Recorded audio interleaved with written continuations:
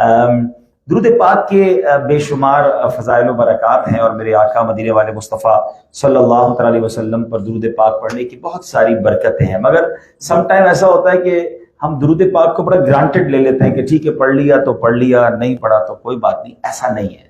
Being a Muslim, it is right of Rasul Pak ﷺ upon his ummah that ummah must recite durood on Rasul Pak ﷺ.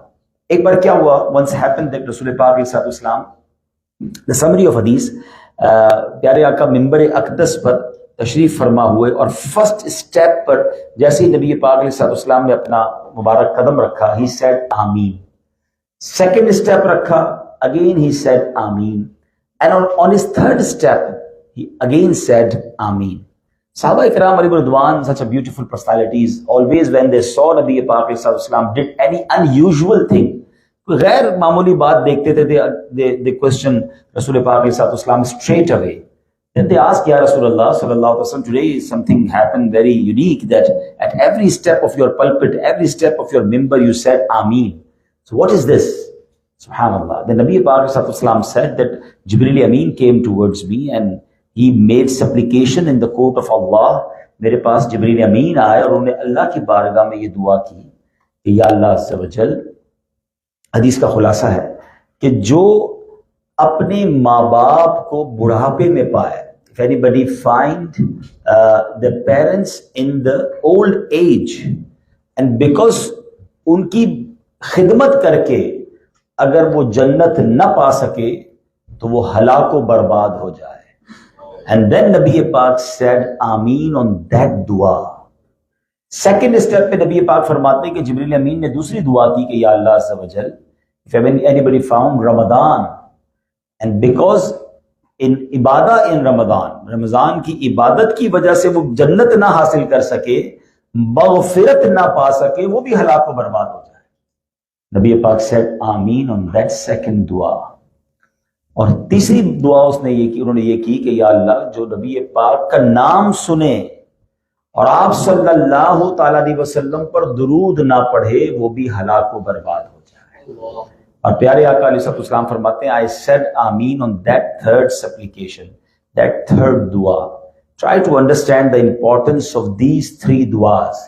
Whoever made the dua, that is the leader of the angels, یعنی فرشتوں کے بھی وہ سردار ہے نا جو دعا کر رہے ہیں, اور اس دعا پر آمین کون کہہ رہا ہے؟ وہ نبیوں کے بھی سردار ہے. There is no doubt for acceptance of those duas. کوئی سوچ بھی نہیں سکتا کہ یہ دعا قبول نہیں ہوگی, یعنی جبریل امین دعا کریں اور نبی پاک علیہ السلام آمین کہیں تو یہ تو مسٹ قبول ہی قبول ہے. تو یہ تینوں باتیں بڑی امپورٹنٹ ہیں کہ والدین, پیرنٹس اگر اولڈ ایج میں ہیں, they need your service, they need you to care them, تو اب آپ نے ان کی دعائیں لینی ہیں, آپ نے ان کی برکتیں لینی ہیں, کیونکہ ماں باپ راضی تو رب راضی. یہ وہ عظیم ہستیاں ہیں کہ جن کے بارے میں نبی پاک علیہ السلام فرماتے ہیں, جس کا مضمون ہے کہ جو بچہ اپنے ماں باپ کو محبت سے دیکھتا ہے, only with the gaze of love, اللہ کریم اسے حج مقبول کا ثواب عطا فرماتا ہے. اللہ اکبر. Then صحابی asked, یا رسول اللہ صلی اللہ علیہ وسلم, وَإِن نَظَرَ كُلَّ يَوْمٍ 100 مَرَّةٍ, if anybody see their parents 100 times a day with love, then subhanallah, the Rasulullah صلی اللہ علیہ وسلم said, اللہ اکبر و اطیب, اللہ بہت بڑا اور پاک ہے, کوئی 100 بار دیکھے اللہ 100 حج کا ثواب عطا فرماتا ہے. تو ایک طرف تو یہ وہ ہستیاں ہیں کہ جنہیں محبت سے دیکھنے پر حج کا ثواب ہے, اور جو ان کا خیال نہ رکھے اس کی ہلاکت و بربادی کی دعا کی جا رہی ہے. Try to understand. خوش نصیب ہیں وہ لوگ, those are so fortunate, they have parents with them. So please take care of them, please make them happy with you. ان کی دعائیں لیجئے, کیونکہ ماں باپ راضی ہے تو رب راضی ہے. پوچھو ان سے جن کے ماں باپ چلے گئے, آج وہ کتنا یاد آتے ہیں. آج وہ ہمارے درمیان نہیں ہیں, جس کے ہیں وہ قدر کیجیے. دوسری بات, نبی پاک نے جو دوسری دعا پر آمین فرمائی, اس کا کیا دعا تھی کہ یا اللہ جو رمضان پائے اور اپنی مغفرت نہ کروا سکے, جب رمضان آیا کرے, چونکہ ابھی رمضان نہیں ہے, جب رمضان آیا کرے تو ٹیک کیئر آف رمضان. رمضان گناہوں کے لیے نہیں، کھانے پینے کے لیے نہیں، انجوائمنٹ کے لیے نہیں، رمضان مغفرت کروانے آیا ہے۔ تو رمضان میں خوب آپ نے عبادت کرنی ہے۔ اور تھرڈ تھنگ جو میرا آج کا پہلا ٹاپک ہے، کیا دعا کی تھی کہ یا اللہ جو نبی پاک علیہ الصلوۃ والسلام کا نام سنے اور آپ پر درود نہ پڑھے وہ بھی ہلاک و برباد ہو جائے۔ تو ہمیں بار بار اپنی زبان ذکر و درود سے تر کرنی ہے، اسپیشلی جب نبی پاک علیہ الصلوۃ والسلام کا نام لیں یا نام سنیں۔ آج کل تو ایک بڑی وبا پھیلی ہے، ایوری تھنگ، سب چیزوں کا شارٹ کٹ آ گیا نا۔ السلام علیکم ورحمۃ اللہ وبرکاتہ، پتہ نہیں AWB کیا لکھتے ہیں۔ تو ہر چیز کا شارٹ فارم، ہر چیز کا شارٹ فارم نہیں ہوتا۔ درود پاک پورا پڑھنا ہے اور پورا لکھنا ہے۔ ناجائز کہا علماء نے اس کو کہ جو صاد لکھ دیتے ہیں یا صل عن لکھ دیتے ہیں نبی پاک کے نام کے آگے، باقی لکھنے کے لیے پورے کالم کے لیے جگہ ہے ہمارے پاس ہے۔ کنجوسی کرنی ہے تو نبی پاک پر درود پڑھنے میں کنجوسی کرنی ہے، اسی کو لکھنے میں کنجوسی کرنی ہے، تو یہ نہیں کر سکتے۔ یہ شرعی مسئلہ بھی آج سن لیجیے، جب درود پاک کہنا ہے یا درود پاک لکھنا ہے تو وہ کم از کم صلی اللہ علیہ وسلم، ورنہ تو بہت اچھا ہے صلی اللہ تعالی علیہ وآلہ وسلم لکھیں، مگر ایٹ لیسٹ صلی اللہ علیہ وسلم زبان سے بھی کہیں اور لکھیں بھی پورا، اس میں کنجوسی نہ کریں۔ اور اس کی برکتیں بھی بہت زیادہ ہیں نا، جو ایک بار درود پاک پڑھے اس کے 10 گناہ مٹا دیے جاتے ہیں، اس کے نامہ اعمال میں 10 نیکیاں لکھی جاتی ہیں۔ تو پھر ہم درود پاک کیوں نہ کثرت سے پڑھیں؟ تو آئیے میں بھی نیت کروں اور آپ بھی نیت کریں کہ فضول باتوں سے بچ کر اپنی زبان کو ذکر و درود سے تر رکھیں گے۔ ایک بار محبت کے ساتھ با آواز بلند درود پاک پڑھ لیں، صلو علی الحبیب صلی اللہ تعالی علی محمد صلی اللہ علیہ وسلم۔ آج میں آپ کے سامنے ایک بڑی interesting story, interesting actually incident, بلکہ میں یہ کہوں کہ دا بگننگ آف ورلڈ جہاں سے ہوتی ہے وہ بات کرنے آیا ہوں کہ دنیا جب بنی تھی، جب اس دنیا میں بنی نوع انسان کی ابتدا ہوئی تو کیا ہوا تھا۔ ویری انٹرسٹنگ معلومات بھی ہے اور اس کے لیے ہمارے پاس، اس میں ہمارے لیے بہت سارے میسیجز بھی ہیں۔ And then we talk about Quran, کہ قرآن اس کے بارے میں کیا کہتا ہے۔ یوں سمجھے کہ قرآنی واقعہ، اور شاید اس دنیا کا اہم ترین واقعہ بھی کہوں تو غلط نہیں ہوگا، کیونکہ آج ہم بات کریں گے تخلیق آدم پر، کہ اللہ تبارک و تعالیٰ نے حضرت آدم علیہ السلام کو کیسے بنایا، ہاؤ ہی کریٹڈ حضرت آدم علیہ السلام۔ اینڈ آفٹر دیٹ ساری بنی نوع انسان کی وہاں سے ابتدا ہوتی ہے۔ یاد رہے کہ there were no father and mother of حضرت آدم علیہ السلام۔ آپ کا کوئی والد نہیں ہے، آپ کی کوئی والدہ نہیں ہے، بلکہ اللہ پاک نے آپ کو مٹی سے بنایا۔ He made him from the clay, from the soil کہہ لیجئے۔ اب اللہ کریم نے جب آپ کو پیدا کرنے کا ارادہ فرمایا تو حضرت اسرائیل علیہ السلام کو حکم دیا کہ زمین سے ایک مٹھی مٹی لے کر آئے۔ جب حضرت اسرائیل علیہ السلام زمین پر آئے اور انہوں نے ایک مٹھی مٹی اٹھائی تو اللہ کی شان دیکھیں کہ پوری زمین کی جو اوپری پرت ہے، جو اپر لیئر آف دا اول لینڈ، وہ سب آپ کی مٹھی میں آ گئی، اور اس مٹھی کی والی جو مٹی تھی اس سے جو ہے حضرت آدم علیہ السلام کی تخلیق ہوئی۔ اور مفسرین لکھتے ہیں کہ یہ 60 رنگوں اور مختلف کیفیتوں والی مٹی تھی۔ اس میں سفید مٹی بھی تھی، سیاہ مٹی بھی تھی، سرخ بھی تھی، زرد بھی تھی، نرم بھی تھی، سخت بھی تھی، میٹھی بھی تھی، شیریں بھی تھی اور کڑوی بھی تھی۔ اللہ اکبر۔ اور علماء کہتے ہیں کہ جو آپ دیکھتے ہیں نا کہ ہم سارے تو آدمی ہیں، مگر کہیں کوئی گورا ہے، کہیں کوئی کالا ہے، کہیں کوئی سخت ہے، کہیں کوئی نرم ہے۔ یہ جو کیفیتوں کا بدلاؤ ہے نا، ایکچولی حضرت آدم علیہ السلام کو جس مٹی سے بنایا گیا تھا، وہ سمجھ لے کہ دنیا کی تمام مٹیوں کی پریزنس جو ہے وہ حضرت آدم علیہ السلام کی تخلیق میں شامل تھی۔ رب کی شان تھی، کیونکہ رب کی قدرت تو یہ جانتی تھی کہ یہ بنی نوع انسان کسی ایک علاقے میں نہیں رہیں گے، یہ پوری دنیا میں جائیں گے اور پھر ان کی نسلیں وہاں پیدا ہوں گی۔ تو تمام مٹیوں کا مجموعہ جو تھا وہ حضرت آدم علیہ السلام کی تخلیق میں ہوا۔ اچھا، اب آپ کی پتلے کو بنایا گیا، مٹی سے آپ کی تشکیل کی گئی، اور رب کریم نے اس پتلے کو جنت کے دروازے پر رکھ دیا۔ اب فرشتے بڑے تعجب سے دیکھتے تھے۔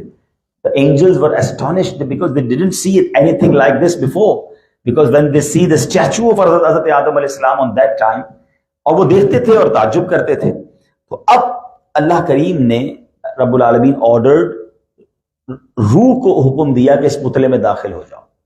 اب جیسی روح حضرت آدم علیہ السلام کے جسم میں داخل ہوئی تو جب وہ نتنوں پر پہنچی تو آپ کو چھینک آئی، اور پہلا کلام اس زمین پر اگر کسی انسان نے کیا تو حضرت آدم کی زبان پر جو پہلا کلام آیا کہ ناک سے پھر یہ روح پہنچی زبان تک، اب زبان زندہ ہو گئی، ایک طرح سے حرکت میں آئی، تو فرسٹ ورڈ ہی سیٹ فرام ہز ٹنگ، آپ نے کہا الحمدللہ۔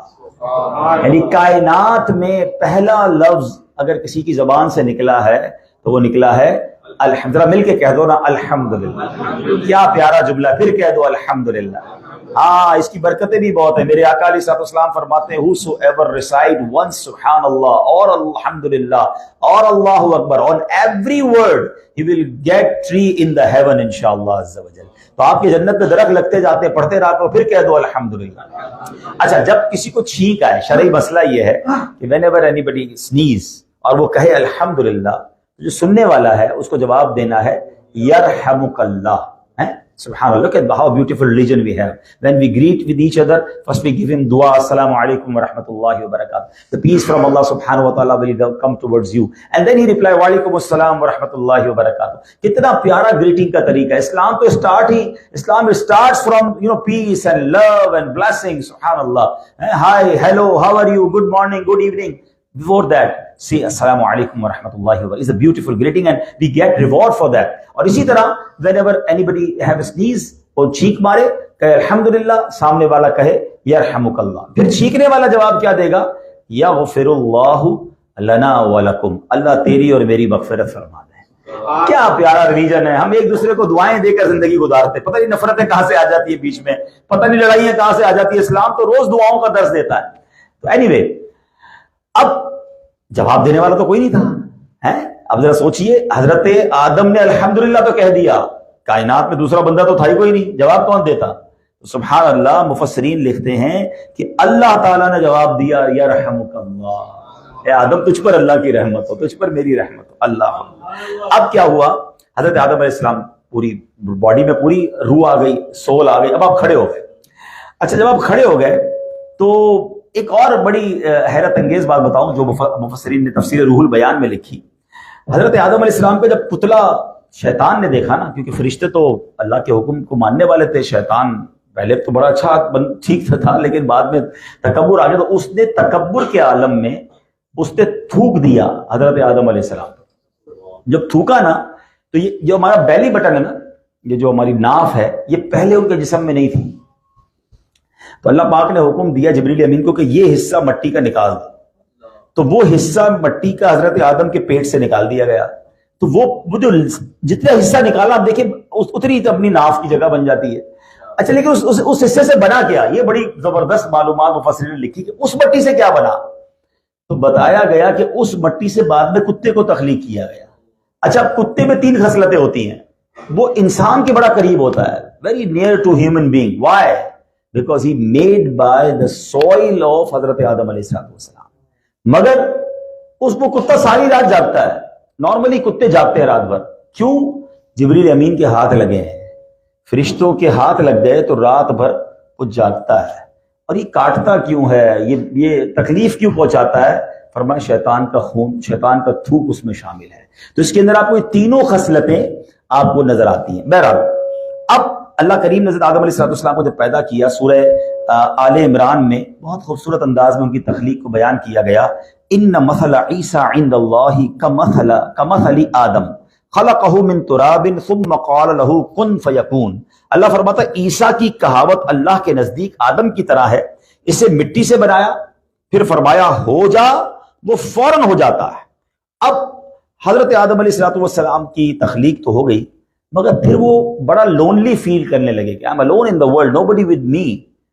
ایک بار سوئے تو جب نیند سے بیدار ہوئے تو آپ نے جو ہے وہ اپنے قریب ایک بڑی خوبصورت دوشیزہ کو دیکھا، تو آپ حیران ہو گئے کہ یہ کون ہے؟ تو اللہ کریم نے بتایا کہ ان کی نیند ہی کی عالم میں حضرت آدم کی پسلی سے اللہ کریم نے حضرت حوا کو پیدا فرمایا۔ اور پھر ان دونوں نے جب ایک دوسرے کو دیکھا تو حضرت آدم علیہ السلام نے پوچھا تم کون ہو؟ تو کہا مجھے اللہ نے بنایا اور آپ کے لیے بنایا تاکہ ہم مل کر لائف گزاریں، ہم ایک دوسرے سے سکون حاصل کریں۔ تو آپ نے اللہ کریم کی بارگاہ میں عرض کیا یا اللہ اس سے مجھے نکاح فرما دے۔ فرمایا آدم اس کا تمہیں مہر دینا پڑے گا۔ مہر کیا ہوگا یا اللہ عز و جل؟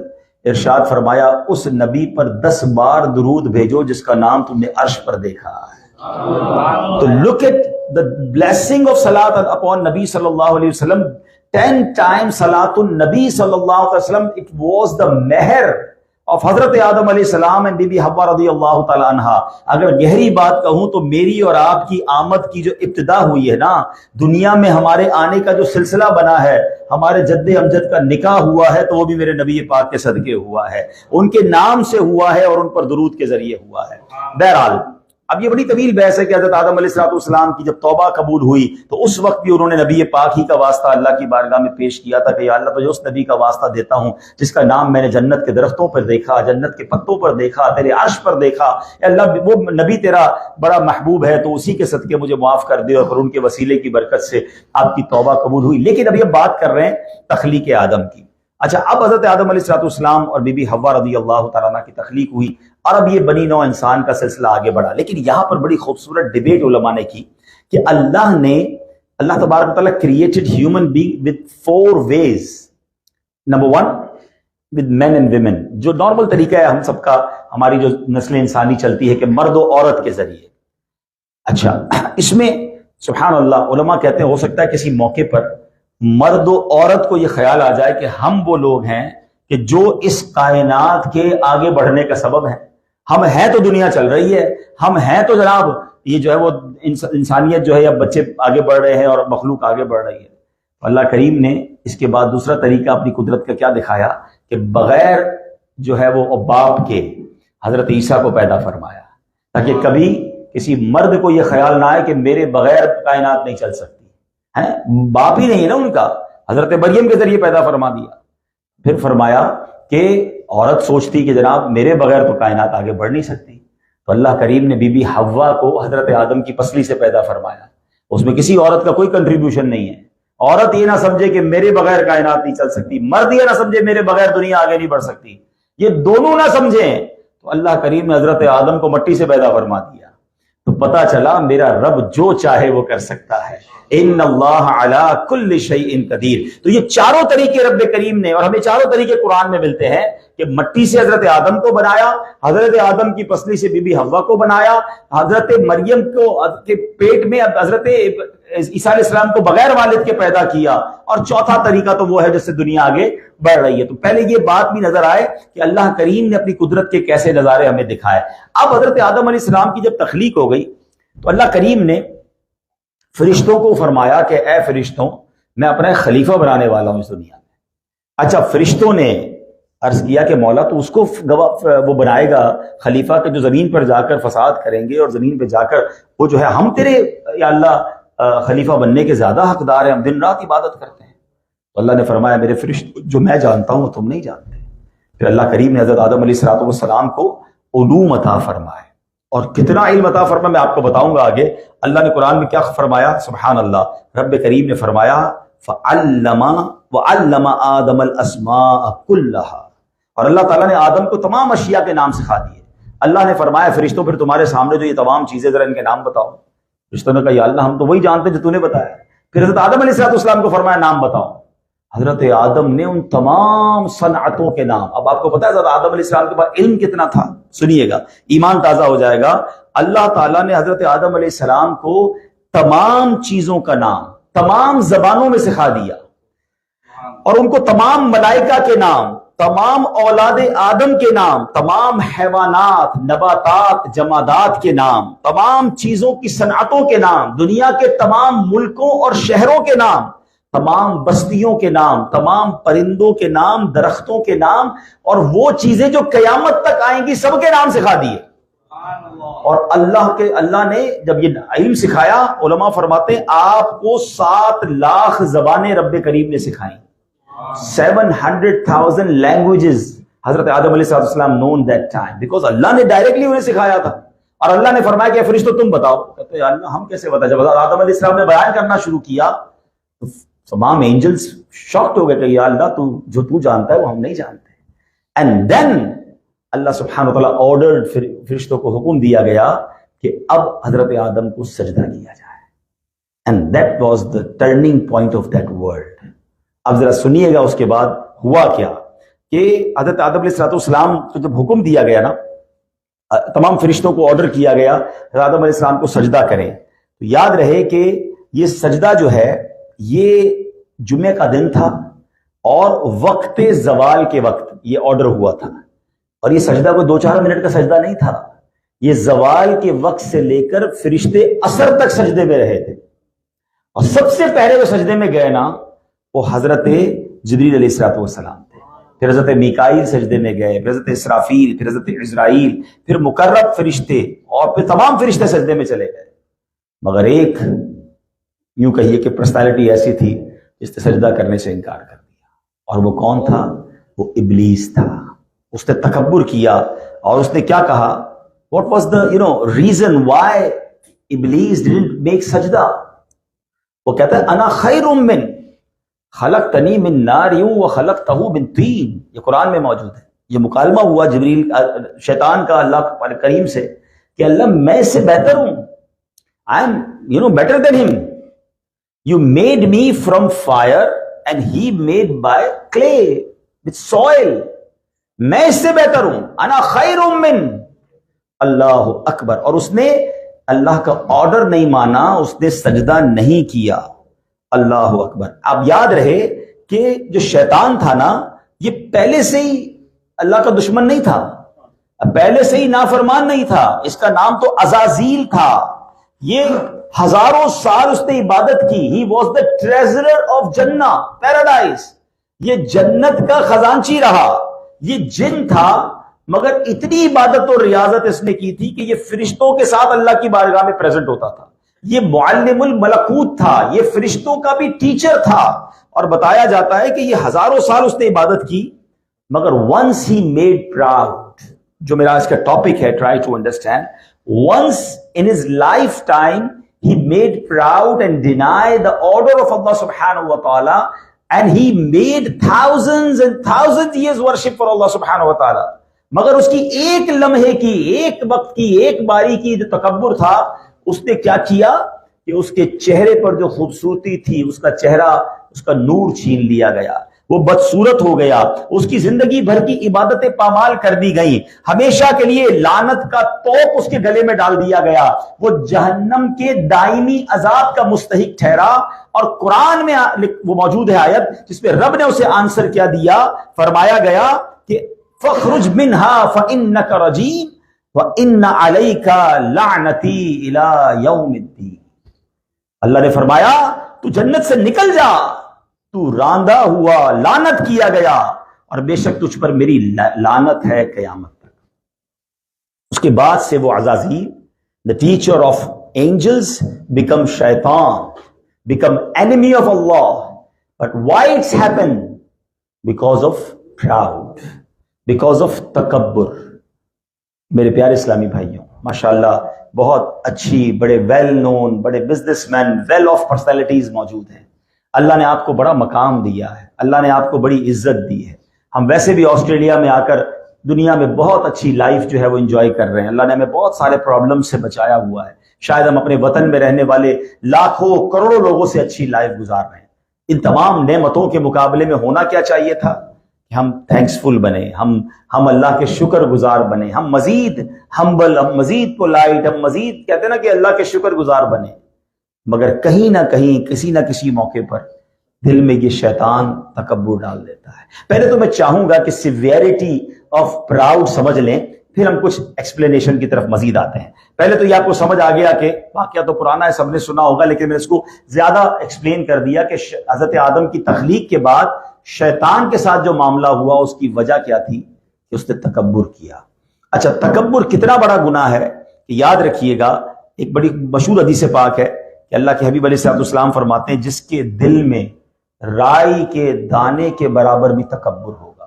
اب رائی کا دانہ کتنا ہوتا ہے؟ ڈاٹ، یہ مثال کے لیے کہا جاتا ہے کہ اتنا سا بھی تکبر ہوگا تو وہ جنت میں داخل نہ ہوگا۔ Now try to understand, if there will be a very small dot of pride in the heart of any Muslim, he will not enter in Jannah۔ جس کا پورا دل ہی تکبر سے بھرا ہوگا اس کا کیا حال ہوگا؟ روایتوں میں آتا ہے، حدیث پاک میں ہے کہ متکبرین کو قیامت کے دن چونٹیوں کی مانند اٹھایا جائے گا اور ہر طرف سے ان پر ذلت طاری ہوگی. اللہ اکبر. اب آپ سوچیں, یہاں بڑا بندہ پراؤڈ کرتا ہے, میں یہ میں وہ, میرا اتنا مقام, میں تو سب سے بیسٹ ہوں. ہم غور کریں کہ قیامت کے دن ہم اللہ کو جواب کیسے دیں گے. بہت سخت ناپسند ہے اللہ کریم کو تکبر کرنا. اچھا, اب ہم آتے ہیں کہ سیویرٹی بھی پتہ چل گئی کہ یار معاملہ اتنا خراب ہے. میں آپ سے ایک بات پوچھنا چاہتا ہوں. شیطان نے ایک بار تکبر کیا, ہزاروں سال کی عبادت تھی, جنت کا خزانچی تھا, he was the teacher of angels, everything destroyed because of once he made proud and he denied the order of Allah subhanahu wa ta'ala. جو روز تکبر کرتا ہے اس کا کیا حال ہوگا؟ اس نے تو ایک بار کیا تھا نا. مگر ایسے بھی لوگ ہیں جو لائف ہی تکبر میں گزار رہے ہیں. اچھا, ایک اور پرابلم پتہ کیا ہے؟ پرابلم یہ بھی ہے کہ ہمیں پتہ ہی نہیں ہے کہ ہمیں تکبر ہے. بیماری پتہ ہوگی تو علاج کروائیں گے نا. ہمارے یہاں نہیں کچھ لوگ کہتے ہیں نہیں بھائی بلڈ ٹیسٹ نہیں کراؤ, ٹیسٹ میں کچھ نکل آیا تو کیا کریں گے؟ اور بھائی نکل آیا تو دوائی پی لو گے نا. یہ نہ نکلا تو بڑی بیماری بن جائے گی. یہ عجب ایک فینومینا ہے کہ لوگ کہتے ہیں نہیں میں شوگر ٹیسٹ نہیں کراتا. پتہ چلا جب کراتے ڈاکٹر کہتا 15 سال سے شوگر تھی تمہیں, اندر سب خراب ہو گیا. اور پہلے کرا لیتے تو کچھ انسولین لگا لیتے, کچھ میٹھا کم کھا لیتے. تو یہ اسی طرح ہمیں گناہوں کی بیماریوں کے بارے میں بھی پتہ ہی نہیں ہے. ہم اندر ہی اندر پال کے بیٹھے اور اپنے آپ کو بڑا پارسا, بڑا نیک سمجھ رہے ہوتے کہ نہیں جناب, میں متکبر کدھر, میں کدھر ریاکار, میں کدھر حسد کرنے والا. تو میں چونکہ ایک ہی ٹاپک ہے, ورنہ تو میں اور باتوں کو بھی ڈسکس کرتا, لیکن چلیں اسی کو کور کرتے ہیں. Now let me give you few examples. آج ایسا کرتے ہیں, بغیر بلڈ آپ کا لیے ایک چھوٹا سا لیبورٹری ٹیسٹ کر لیتے ہیں, اور یہ سب اپنے اپنا خود ٹیسٹ کریں گے. مجھے آپ نے جواب نہیں دینا, آپ نے اپنے آپ کو جواب دینا ہے. میں آج صرف آپ کے سامنے کچھ سمپٹمز یا کچھ نشانیاں بیان کروں گا کہ اگر آپ کو فیل ہوتا ہے کہ yes I am doing like that, تو بی ریئلائز کہ یار پھر تو گڑبڑ ہو گئی ہے, کیونکہ یہ ہے بہت بڑی بیماری. یہ رائی کے دانے کے برابر بھی ہوا تو جنت میں نہیں جانا ہے. تو کہیں ایسا تو نہیں کہ میں اس میں مبتلا ہو گیا ہوں. تو let me explain in front of you کہ کیسے تکبر اور اس کی ایگزامپلس کیا ہوتی ہیں. تو علماء فرماتے ہیں کہ جب بندہ کسی جگہ جائے اور لوگ اس کی تعظیم کے لیے کھڑے نہ ہوں اور اس کو برا لگے کہ یار ریسپیکٹ میں کوئی کھڑا ہی نہیں ہوا. اچھا, پہلے میں تکبر کی ڈیفینیشن بتا دیتا ہوں. What is the meaning actually, what is the definition of proud. Definition یہ ہے, تعریف یہ ہے کہ بندہ اپنے آپ کو دوسروں سے سپیریئر سمجھے. That's it. میں ان سے بہتر ہوں, یہ مجھ سے کمتر ہے, یہی تکبر ہے. ٹھیک ہے. اب اگر آپ کہیں جا رہے ہیں اور کوئی کھڑا نہیں ہوا, یا کسی نے آپ کو محبت سے بٹھایا نہیں, یار میری عزت ہی نہیں کی کسی نے, کوئی کھڑا ہی نہیں ہوا, تو اس کا مطلب کیا ہے؟ دل سے پوچھو نا کہ میں ان سے بہتر ہوں, کو کھڑا ہونا چاہیے تھا. یہ بھی تکبر کی ایک نشانی ہے. اور نبی پاک علیہ الصلوۃ والسلام فرماتے ہیں, ذرا سنیے گا, کہ پیارے آقا علیہ الصلوۃ والسلام فرماتے ہیں کہ جس کی یہ خوشی ہو, کہ ترمذی شریف کی حدیث ہے, جس کی یہ خوشی ہو کہ لوگ میری تعظیم کے لیے کھڑے رہیں, وہ اپنا ٹھکانہ جہنم میں بنا لے. نبی پاک آتے نا کسی محفل میں, تو جہاں جگہ ملتی وہاں بیٹھ جاتے. صحابہ کہتے حضور آگے آئیے, آپ کی سنت مبارکہ تھی, ہمیں تو کوئی سٹیج پہ نہ بلائے تو بولے آئندہ آؤں گا ہی نہیں, میں پتہ نہیں میں کون ہوں. ان کو پتہ ہی نہیں ہے کہ رسپیکٹ کیسے دی جاتی ہے. مانگ کے رسپیکٹ نہیں ملتی ہے. آپ لوگوں کے دل میں اتر جائیں, لوگ آپ کو پلکوں پہ بٹھائیں گے.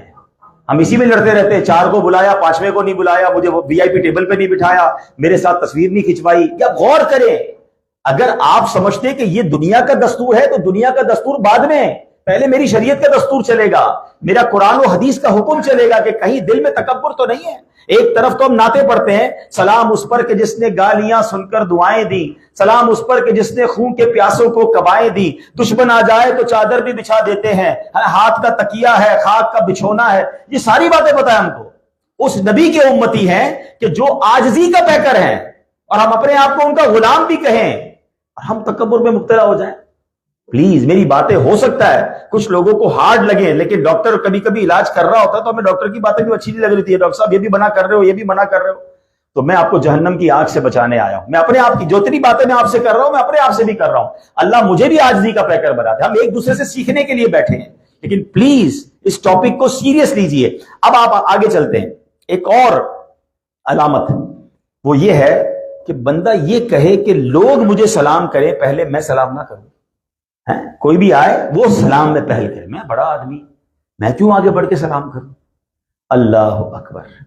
اب میں آپ کو آپ کے نبی, جن نبی کا کلمہ آپ نے پڑھا, جی میں ان کی بات بتاتا ہوں. نبی پاک علیہ السلام کا انداز پتہ کیا تھا؟ کہ جب صحابہ کرام آتے نا تو پیارے آقا سلام میں پہل فرماتے ہیں. کچھ صحابہ نے کہا ہم جب بھی جاتے ہیں نبی پاک کی سلام میں پہل کر دیتے ہیں. اب ہم پلان کر کے جاتے ہیں اور نبی پاک سلام میں پہل کرے اس سے پہلے ہم پہل کرتے ہیں. وہ کہتے ہیں ہم دوبارہ گئے یہ سوچ کر، مگر ہم نے جا کر سلام کرنا تھا اس سے پہلے خود نبی پاک نے سلام ارشاد فرمایا. اللہ کے حبیب ہیں. You know what is the status of رسول پاک علیہ السلام؟ He is the reason of the all creation, وجہ تخلیق کائنات ہیں، مگر اپنے غلاموں کو پہلے سلام فرما رہے ہیں. آپ مدینے کے بچوں کو پہلے سلام فرماتے ہیں، جو آتا ہے نبی پاک سلام ارشاد فرماتے ہیں. اب میں جو بات بتانے جا رہا ہوں نا آسٹریلیا والوں، یقین کرو ایمان تازہ ہو جائے گا. جلدی جلدی مدینے جانے کو جی چاہے گا آپ کا. بات اچھی لگے تو دعوت اسلامی کے مزید 1-2 اجتماع میں آنے کی نیت بھی کر لیں. ہاں مجھے اور کچھ نہیں چاہیے، آپ اور دوبارہ آئیے گا. سنو بات سنو، ایمان تازہ ہو جائے گا. علماء کہتے ہیں آج بھی اگر کوئی غلام روضہ رسول پر جاتا ہے اس سے پہلے کہ وہ سلام عرض کرے میرے آقا اپنی عادت کے مطابق سلام میں پہل فرماتے ہیں. ہائے ہائے ہائے، میں اس نبی کا امتی ہوں اور میں کہوں میں سلام کیا کروں پہلے؟ وہ کرے نا بھائی. سوچو پھر تکبر کس شے کا نام ہے. تیسری اگزامپل، میں ٹیسٹ بتائی جا رہا ہوں، جواب اپنے آپ سے خود ہی لیتے رہ جاؤ. تیسرا، ہمیں کوئی غریب بلائے، کوئی نارمل سا آدمی اپنے گھر بلائے تو یار میں ذرا بیزی ہوتا ہوں نا، پتہ ہے نا ٹائم نہیں ہوتا آج کل، تو بیٹا میں نہیں آ سکتا. اور امیر بلائے، بڑا آدمی بلائے تو فوراً سارے پہنچ جائے. اپنے دل سے پوچھے اس کے گھر کیوں نہیں جا رہے ہیں؟ کیونکہ اس کی وہ ویلیو نہیں ہے نا، آپ کے مرتبے کا نہیں ہے، آپ کے مقام کا نہیں ہے. تو پھر تکبر کس کو کہتے ہیں؟ آپ کو پتا ہے میں اور آپ اس نبی کے امتی ہیں کہ حبشی غلام آیا نبی پاک کے پاس، سرونٹ غلام، کہتا حضور اپنے گھر پہ دعوت کرنی ہے. اور گھر کدھر تھا؟ مدینے کے کونے میں، دوسرے کونے میں. اچھا اس نے دعوت بھی کرنی ہے، ویسے ہی اس کی کوئی ویلیو بظاہر نہیں ہے، غلام ہے. اور کہتے حضور گھر پہ پرانی چربی ہے اور چند کھجورے ہیں. مینیو بھی بتا دیا، مجھے اور آپ کو کوئی دعوت دے اور ساتھ مینیو لکھ دے دال چاول کھلائیں گے تو یار میں ذرا بیزی ہوں پھر اگلی بار دیکھیں گے. اور ادھر مینیو بھی بتا دیا کہ حضور پرانی چربی اور کھجورے ہیں. نبی پاک اس کے گھر بھی جاتے ہیں. ہائے ہائے ہائے. اور میں کئی بار، خیر یہاں تو آپ کے وہ غریب رشتہ دار نہیں ہیں اور آسٹریلیا میں شاید اتنے غریب لوگ ہوں گے بھی نہیں، لیکن چلے پاکستان تو پھر بھی آپ جاتے ہوگے، انڈیا جاتے ہوگے، جہاں کے بھی آپ ہو. میرا بیان چونکہ لائیو جا رہا ہے تو دنیا میں بھی کئی لوگ سن رہے ہوں گے. whenever any of your poor relative ask you to come to his house and visit his house, or your employee request you that I have a wedding of my sister or I have a wedding of my daughter, please visit him. امیر آدمی کے یہاں ویسے ہی 1000 آدمی بلائے جاتے ہیں، ہم 5-10 لوگ نہیں جائیں گے تو اس کو فرق بھی نہیں پڑے گا. غریب ساری زندگی یاد رکھے گا کہ میرا باس میرے گھر پہ آیا تھا. میرا وہ امیر ساتھی جو آسٹریلیا میں رہتا ہے نا، وہ کراچی آ کر جناب اورنگی کے علاقے میں، یہ جناب وہ غریب علاقے میں میرے گھر پر آ کر اس نے دعوت کھائی تھی. وہ ساری زندگی آپ کو یاد رکھے گا، آپ کو پتہ ہی نہیں اس کو کتنی خوشی ہوگی. مگر ہمارے پاس ان کے لیے کہاں ٹائم ہے. دل سے پوچھے کہ کیوں اچھا نہیں لگتا کسی غریب کے گھر پہ جانے کو. پراؤڈ پھر انا خیر. دیکھیں شیطان نے تو ڈیلیبریٹلی کہا نا انا خیر من، میں اس سے بہتر ہوں. ہم شاید یہ جملہ تو نہیں کہتے مگر ہمارا ایکشن بتا رہا ہوتا ہے کہ میں یہی تو کہہ رہا ہوں میں اس سے بہتر ہوں. یہی تو شیطان نے بھی تو یہ کہا تھا نا انا خیر من، آئی ایم بیٹر دین ہم. کچھ لوگ زبان سے کہہ دیتے ہیں، کچھ اپنے انداز سے کہہ رہے ہوتے ہیں. دا فورتھ سمپٹم، چوتھی نشانی، the fourth test, check yourself. Also I will check myself. کوئی غریب، کوئی میلے کچیلے کپڑے والا، کوئی ناٹ اسٹیٹس نہیں ہے اس کا. چلے یہاں میں اس طرح بیان کر دیتا ہوں، یہاں شاید ایسے لوگ تو نہیں ہوتے، لیکن ایسا بندہ جو ریفیوجی ہو، ایسا بندہ جو جاب لیس ہو، ایسا بندہ جو ہوم لیس ہو، اس کے کپڑے بھی اچھے نہ ہو، and he sit with us and he want to eat with us. ہمیں اچھا لگتا ہے، ہم کہتے ہیں آپ کدھر آ گئے بھائی، آپ کی ٹیبل ادھر ہے. ہم اپنے برابر میں اپنے اسٹیٹس سے نیچے والے بندے کو بٹھانا پسند نہیں کرتے. تکبر کس شے کا نام ہے؟ اگین چلو چلتے بارگاہ رسالت میں. میرے آقا علیہ الصلوۃ والسلام اپنے غلاموں کے ساتھ بیٹھ کر کھانا کھاتے تھے. اپنے غلاموں کے ساتھ بیٹھ کر اپنے ساتھ اپنے غلام کو سواری پر بٹھا لیتے. ہماری سواری تو کار ہے نا، برابر والی سیٹ پہ بیٹھے گا، کپڑے سے کپڑا ٹچ نہیں ہوگا. گھوڑے پر بٹھانا، اونٹ پر بٹھانا تو آپ کی باڈی سے ٹچ ہو رہا ہے، مگر نبی پاک بٹھاتے ہیں. بلکہ ایسا بھی ہوا کہ ہمارے صحابہ کرام کے ایٹیٹیوڈ ایسے ملتے ہیں، بزرگوں کے ایٹیٹیوڈ ملتے ہیں کہ کسی سفر پر گئے تو باری باری ڈیوٹی تھی کہ اتنی دیر وہ گھوڑے پہ بیٹھیں گے پھر غلام بیٹھے گا. تو کسی ملک میں جہاں پر فتح کرنے جا رہے تھے, ایگزیکٹلی اگر شاید حضرت سلطان صلاح الدین ایوبی کا واقعہ ہے کہ جب وہ وہاں جا رہے تھے تو باری تھی اس کو غلام کی کہ غلام سواری پر بیٹھے گا اور حضرت اس کی جو ہے نا وہ گھوڑے کی باغ کو پکڑیں گے. تو کہا گیا حضور اب تو وہ ملک آ گیا, وہ جگہ آ گئی جہاں لوگ آپ کو ویلکم کرنے کھڑے ہیں, آپ ہی کا انتظار ہے. آپ نے کہا نہیں, جو باری ہے وہی ہوگا. ہزاروں لوگ ویلکم کے لیے کھڑے ہیں اور وہ جو آقا ہیں وہ اپنے جانور کی رسی پکڑے ہوئے اور غلام جو ہے وہ سواری پر بیٹھا ہوا ہے. حضرت عمر کا غالباً. اب دیکھیں آپ, یہ وہ ایٹیٹیوڈ ہے جو ہمارے بزرگوں سے ہمیں سیکھنے کو ملتا ہے, اور ہم پسند ہی نہیں کرتے کہ یہ لوگ ہمارے پاس بیٹھے ہیں.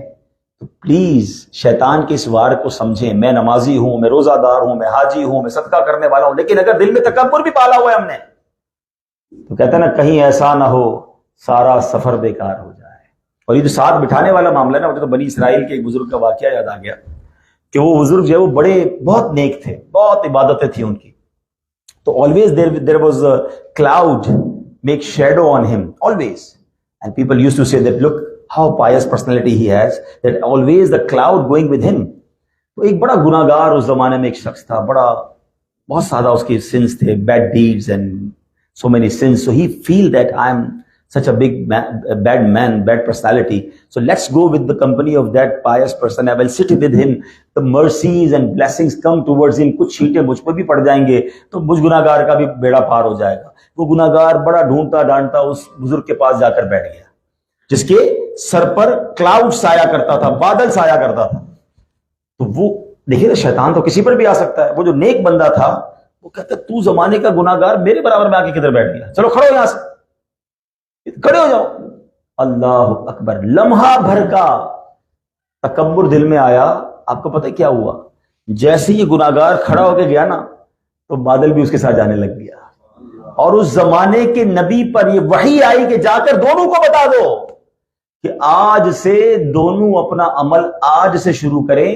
اس نیکو کار کی نیکیاں ختم کر دی گئیں تکبر کی وجہ سے, اور یہ گناہگار عاجزی کی وجہ سے آیا تھا تو عاجزی کی وجہ سے اس کے سارے گناہ معاف کر دیے. One good intention, the result of one good intention and the result of one bad intention. اب میں اور آپ سوچیں ہمارے دل میں کیا چل رہا ہوتا ہے. عاجزی, انکساری, میں گناہگار, اللہ مجھے کسی کے صدقے بخش دے, یہ کیفیات تو کمال کی ہیں. میں تو ہوں ہی نیک, میں سچا آدمی, میں تو جناب نمازی آدمی. ہم اپنے آپ کو کچھ سمجھنے لگتے ہیں. تو یہ میں نے 3-4 ٹیسٹ بتایا, ورنہ میں اس پہ مزید باتیں بھی کر سکتا ہوں, لیکن اس سے آپ چیک کر لیں. اب آتے ہیں کہ ٹھیک ہے سمٹمز بھی پتہ چل گئے, برس کی سیویریٹی بھی پتہ چل گئی, اب ریزن بھی سن لو. آج انشاءاللہ پورا کہتے ہیں نا پیکج ڈیل لے کر آیا ہوں, تو انشاءاللہ آخر میں علاج بھی بتا دوں گا. ڈاکٹر صاحب بھی بیٹھے ایسے ہی کرتے ہیں نا یہ لوگ, دیوے پہلے بتاتے ہیں کیوں ہوتا ہے, پہلے ٹیسٹ کرواتے ہیں, لیبارٹری سے ٹیسٹ کرا کے آؤ, پھر کہتے ہیں بھائی یہ کیوں ہوتا ہے یہ بھی آپ کو بتا رہا ہوں, آئندہ کیا نہیں کرنا یہ بھی بتاتے ہیں. تو میں کوشش کر رہا ہوں کہ اسی پیٹرن کو فالو کریں نا. تو اب چلتے ہیں کہ واٹ از دا ریزن. اچھا, جب بھی تکبر کی بات ہوگی نا تو ہمارے دماغ میں یہ آتا ہے پیسے والا تکبر کرتا ہے. یہ ہماری بھول ہے. پیسہ جو ہے نا وہ 3-4 نمبر پہ آتا ہے تکبر میں. ہاں, علماء نے جو ریزن بیان کیے نا, کم و بیش 8 ریزن انہوں نے بیان کیے کہ جس کی وجہ سے انسان تکبر میں مبتلا ہوتا ہے. اور اس میں سب سے پہلا ریزن پتہ ہے کیا ہے؟ سب سے پہلا ریزن ہی عبادت ہے. عبادت کرنے والا آدمی جو ہوتا ہے نا وہ کہتا ہے میں 5 ٹائم کا نمازی, میں تہجد گزار, یہ تو 1 ٹائم نماز نہیں پڑھتا. شیطان وہاں اس کے دل میں, دیکھیں کتنا مکار ہے. جس گناہ کی وجہ سے یہ برباد ہوا, یہ تھوڑی چاہے گا کہ ہم مزے میں رہیں, وہ کہیں نہ کہیں سے اٹیک کرتا ہے. تو سب سے پہلا جو اٹیک ہے نا وہ ہے عبادت گزار پر, اور دوسرا اس کا ریزن لے لیں, آگے پیچھے کر لیں اس کو, وہ علم ہے. عالم بن جائے گا انسان, علم دین حاصل کر لے یا دنیا کا علم حاصل کر لے, میں PhD, میں ڈاکٹر, میں انجینئر, اس کو تو یہ میٹرک پاس, اس کو تو آتا ہی کچھ نہیں ہے. وہ بندہ اب جھاڑ رہا ہوتا ہے نا اس کے آگے اپنی ساری صلاحیتیں. اگر یہ سب چیزیں اس لیے آ رہی ہیں تمہارے دل میں کہ تم اپنے آپ کو بیٹر کہہ رہے ہو, بلکہ یہ تو میں عام اسٹڈیز کی بات کر رہا ہوں نا, علماء کو اجازت نہیں ہے. جی ہاں, تکبر علماء کے دل میں بھی شیطان ڈال دیتا ہے. روایتوں میں آتا ہے من قال انا عالم فهو جاہل, جو کہے میں عالم ہوں سمجھو وہ جاہل ہے. یہاں یہ اس لیے, اگر کسی نے اس لیے علم سیکھا کہ سامنے والوں پر ذرا روب جاڑوں گا, ہاں بھائی قرآن پڑھا ہے تم نے, تفسیر میں پتہ کیا لکھا ہے, تم کو تو آتا ہی کچھ نہیں ہے. حضرت جو آپ کو آتا تھا نا وہ بھی ڈیلیٹ ہو جائے گا. ہاں, کسی نے علم اس لیے سیکھا کہ دوسروں کو جاہل سمجھے, یا ان پہ روب جمائے تو تکبر اور کس شے کا نام؟ شیطان بھی تو عالم تھا. اگر علم ہی سیکیورٹی لاتا تو شیطان کے پاس بھی تو علم تھا. تکبر نے اس کو بھی برباد کیا نا. بالکل اسی طرح سیکنڈ ریزن ہے عبادت. بندہ 5 ٹائم کا نمازی ہو، تہجد گزارو، بہت اچھی بات ہے، عبادت چھوڑنی نہیں ہے، مگر عبادت کر کے خود کو تو جنتی سمجھے اور باقی سارے جہنمی، اس کا الاؤ نہیں ہے. اللہ سے ڈرتا رہے. حضرت سفیان ثوری غالباً رضی اللہ تعالیٰ عنہ کا واقعہ ہے کہ وہ اپنے بیٹے کے ساتھ کہیں ٹریول پر جا رہے تھے. When he was in traveling, he stayed in one motel, like these ان دنوں موٹیل یا ہوٹل ہوتے، اس زمانے میں سرائے خانے تھے. تو کسی ہوٹل یا موٹیل میں وہ رکے اور when he awake on the tahajjud time, he woke up, he and his son, and after prayed tahajjud, his son said, "Oh Baba, everybody is sleeping, nobody woke up for tahajjud, look how lazy they are." بابا جان کوئی بھی نہیں اٹھا، سب سو رہے ہیں تہجد پڑھنے. اللہ اکبر. والد صاحب نے پتا کیا کہا؟ بیٹا تو بھی سویا رہتا تو ٹھیک تھا. You understand what he said? تہجد پڑھ کے دوسروں کو حقیر سمجھنے سے بہتر تھا تو بھی سویا رہتا تو ٹھیک تھا. یہ بات بڑی گہری ہے. تکبر عبادت گزار کو بھی آ جاتا ہے. ہم عبادت کریں، دل کھول کر کریں. ہم چیریٹی دیتے ہیں، ہم جیسی چیریٹی دیتے ہیں مگر تو دیکھو اس کے پاس بھی تو پیسہ ہی تو دیتا ہی نہیں، آئی کنجوس. ارے بھائی وہ کیا پتا کہیں اور دے رہا ہو اور تمہیں بتا کر دینا ضروری ہے. اچھا نہیں بھی دے رہا تو وہ جانے، اس کا رب جانے. میں کون ہوتا ہوں اس کو کمتر سمجھنے والا؟ ہر بندے کے اپنے سرکمسٹانسز ہوتے ہیں. تو please try to understand this is the second reason. ہاں اب تھرڈ ریزن آتا ہے اور وہ ہے دولت. جب انسان کے پاس پیسہ آ جاتا ہے تو بعض اوقات وہ غریبوں کو حقیر سمجھنے لگتا ہے. یہ بزرگ بیٹھے ہیں مور دین 50 ایئرس کے، جتنے بیٹھے ہیں سب سے پوچھ لیں، انہوں نے اپنی آنکھوں سے امیروں کو غریب ہوتے دیکھا ہوگا. منٹ لگتے ہیں، منٹ، دن نہیں لگتے، منٹ لگتے ہیں. کوئی ایسا آفت آتی ہے، کسی کی فیکٹری میں آگ لگ جاتی ہے، کسی کے گھر میں آگ لگ جاتی ہے، کسی کے ساتھ کوئی اور فراڈ ہو جاتا ہے، بندہ منٹ، رات امیر سوتا ہے، صبح غریب ہوتا ہے. یہ قدرت کا چکر چلنے میں دیر نہیں لگتی.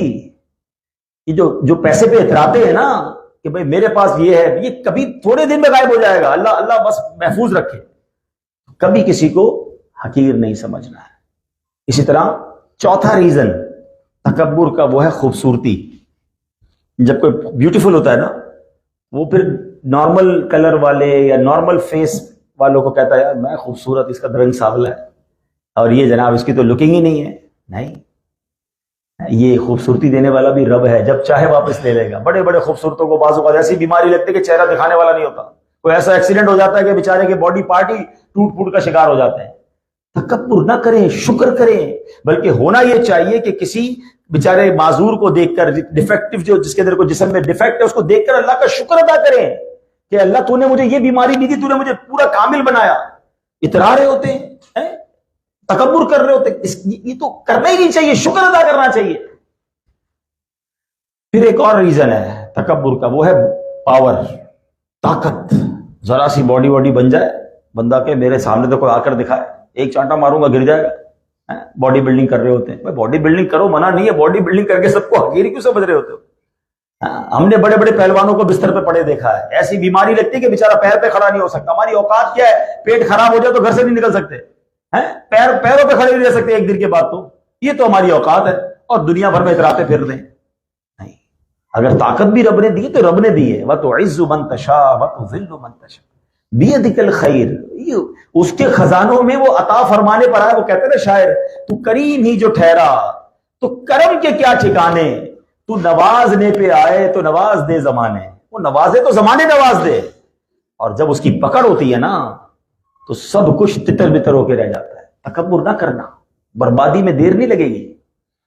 اور ایک اور ریزن ہوتا ہے، وہ ہے اقتدار، قہر و تسلط. جب بندے کے ہاتھ میں کچھ آ جاتا ہے نا کہ میرے سائنس سے اس کا کام ہو جائے گا یا میرے سائنس سے اس کا کام رک جائے گا، تو بندہ اپنے آپ کو کچھ سمجھنے لگتا ہے. کوئی کونسلر بن جاتا ہے، کوئی میئر بن جاتا ہے، کوئی منسٹر بن جاتا ہے، جو بھی اقتدار میں آتے ہیں، یا کسی کمیٹی کا بڑا بن جاتا ہے. تکبر نہ کرنا. اور کرسی تو کیسے جاتی ہے پاکستانی سے زیادہ کوئی نہیں جانتا.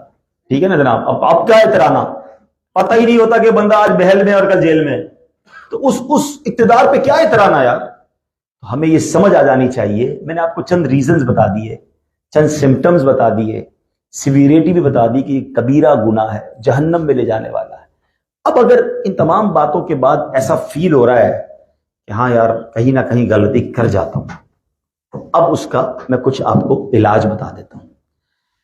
ان تمام دل کی بیماریوں کا جو مین بہترین علاج ہے نا، سب سے بہترین علاج تو دعا ہے۔ اللہ سے آپ دعا کریں، کرتے رہا کریں کہ اللہ میرے دل کو تکبر سے پاک کر دے۔ بنایا رب نے ہے، وہ کریم ہے، اس نے نگاہ فرمانی ہے، صاف ہو جائے گا۔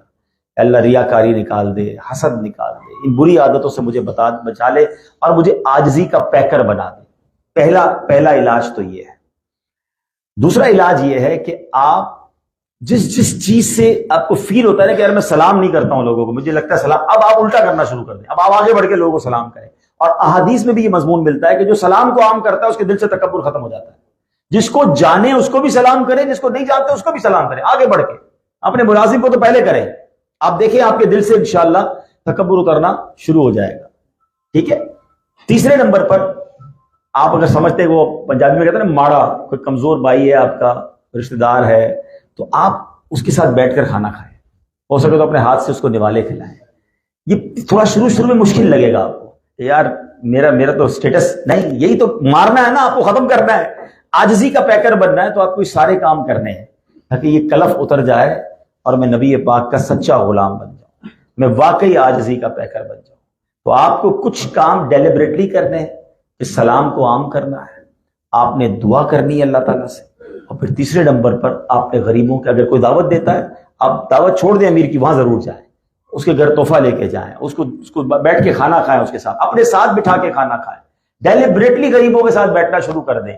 آپ دیکھیں شروع میں آپ کو مشکل لگے گا، بعد میں انشاءاللہ یہ دل صاف ہو جائے گا، کیونکہ یہ صاف نہ کیا تو یہ حدیث ضرور یاد رکھنا، جس کے دل میں رائی کے دانے کے بارے برابر تکبر ہوا جنت میں نہیں جائے گا۔ اور مجھے اور آپ کو جنت میں جانا ہے انشاءاللہ، ہمیں جنت کے بغیر کہاں جائیں گے بھائی؟ جنت میں جانا ہے تو تکبر سے اپنے آپ کو نکالنا ہے۔